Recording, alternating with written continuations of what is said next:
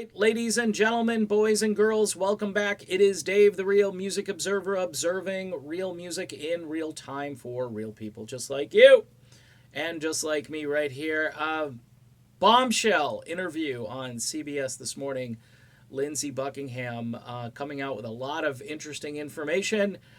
First of all, I got to give myself a little pat on the back. The Fleetwood Mac lawsuit apparently was settled out of court. I did a video a couple days back saying that that would be the most likely outcome, that they didn't want to drag themselves and Lindsey Buckingham into a Los Angeles County courtroom to try to iron this out.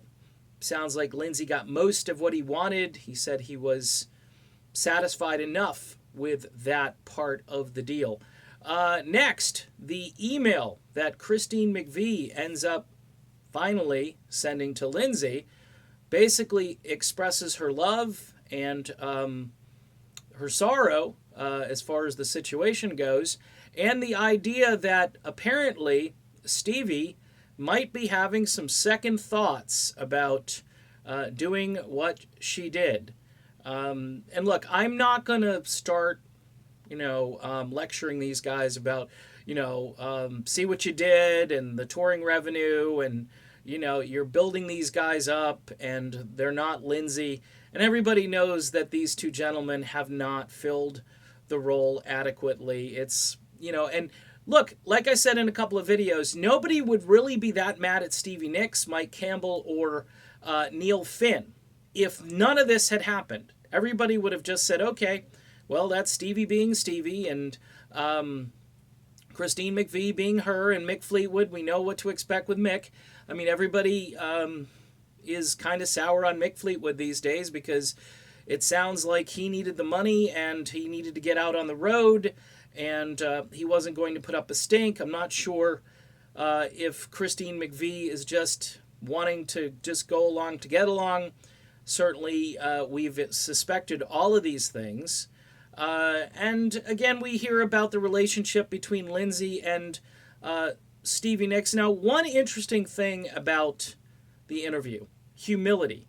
This guy is not a guy who wants to think the worst of people. In fact, he's doing everything he can in this interview to kind of give them an exit ramp, to let them off the mean highway, because they've been running on this highway where, he's this bad guy and he wasn't willing to tour. And then we also hear about how when Azoff called, he's screaming at Buckingham, telling him, hey, what have you done now? And Lindsey's like, I have no idea. And as we again suspected that they were looking for some little piece of minutia that they could hang on this guy in order to get him out of the band. And finally, if that weren't enough in this bombshell interview, there's a likelihood that these guys could someday get back together again. That was made clear in the interview where when asked, he says, well, you never know. It doesn't look good, he says, but who's to say in a couple of years they don't give him a call. Look, folks, everybody in this group is getting a little long in the tooth, and it's a shame that they couldn't have gone out in a big way. Lindsey seems really happy with his solo tour. He used the word cathartic, which is, been used a lot lately in rock and roll. I'm thinking of Steve Perry and his solo album. This was a great interview, by the way. So if you have a shot, if you have a chance, go back and watch this on, if CBS has some kind of replay thing or if somebody posts it up on YouTube.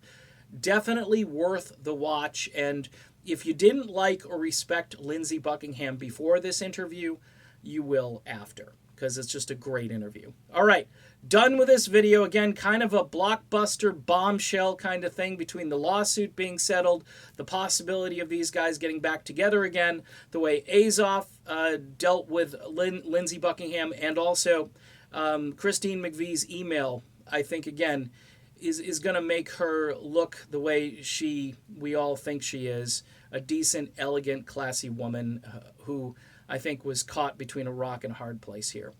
Okay, done. Be back soon, maybe. See you then.